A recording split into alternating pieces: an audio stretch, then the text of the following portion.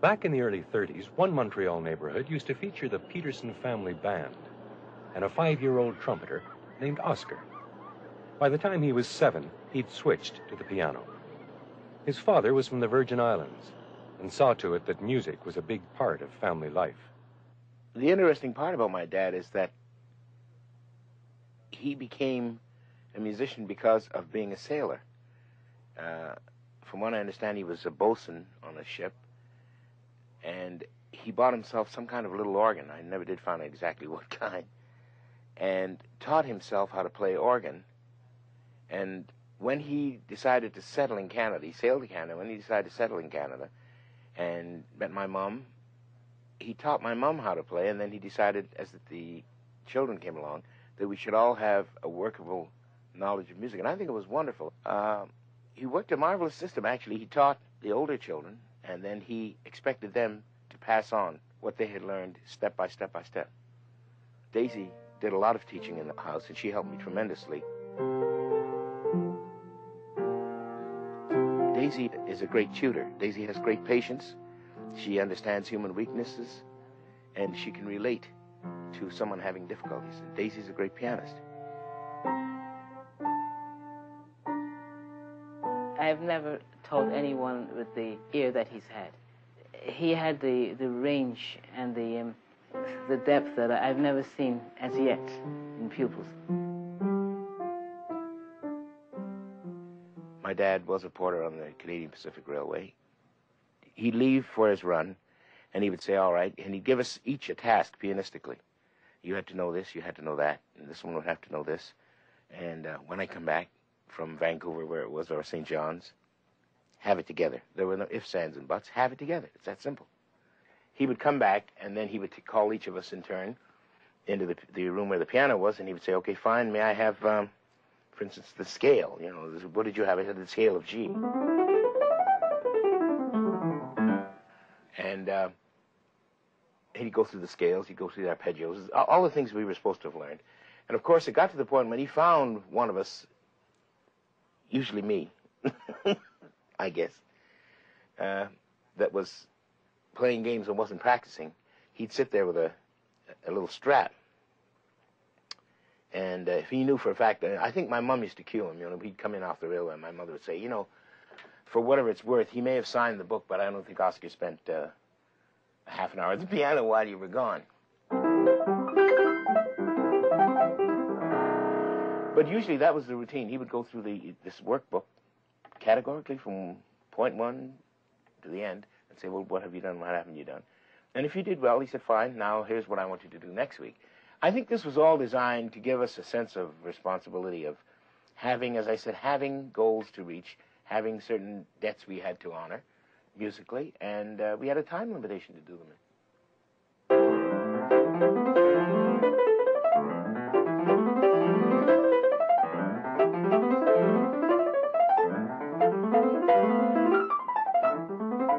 I think at 10, I'm playing the usual, I guess, things that kids play at 10, you know.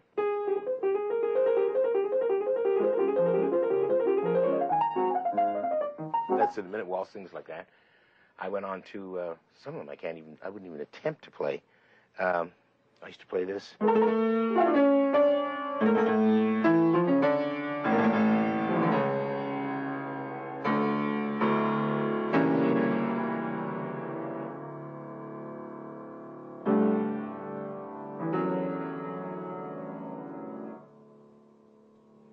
The opening, the box, toccata, and fugue. And in between that, I used to hear my older brother, Fred, who died at 16, but I used to hear him earlier fooling around with things like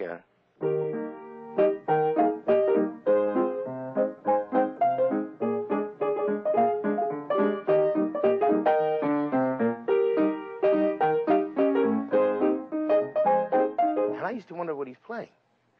You know, I'd say, what is that? And he'd play tunes like that, and tunes like...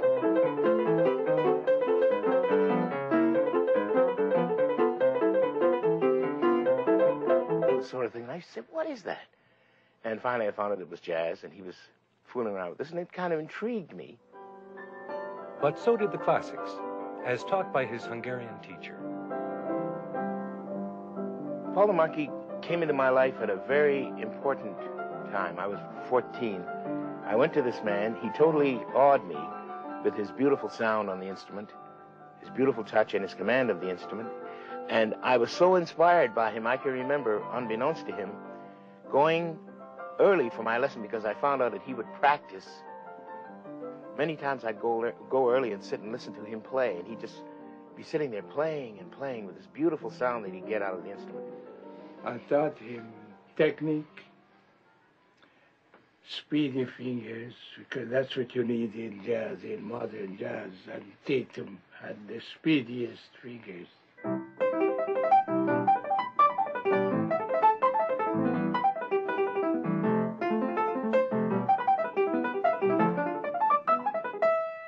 I gave him Chopin studies like,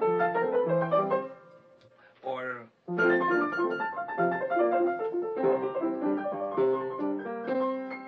after the lesson, as I said, he would say to me, "What are you doing now? And in your field, in the jazz field, what are you working on?"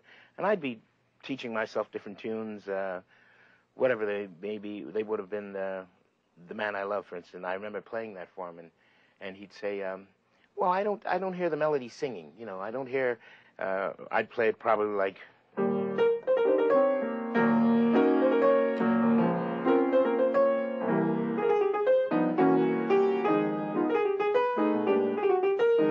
And he'd say the melody is choppy, you know. You'd make it sing, and he taught me to play.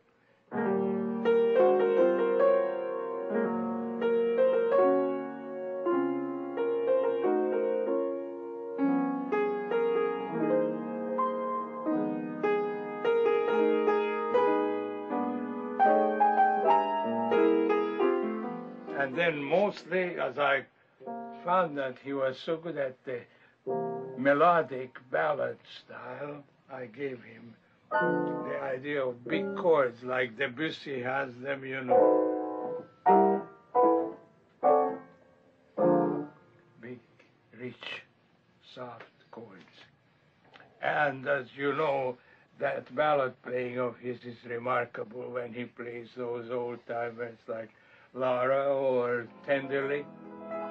If you have the natural talent for your fingers and harmony, they can't go wrong if they want it.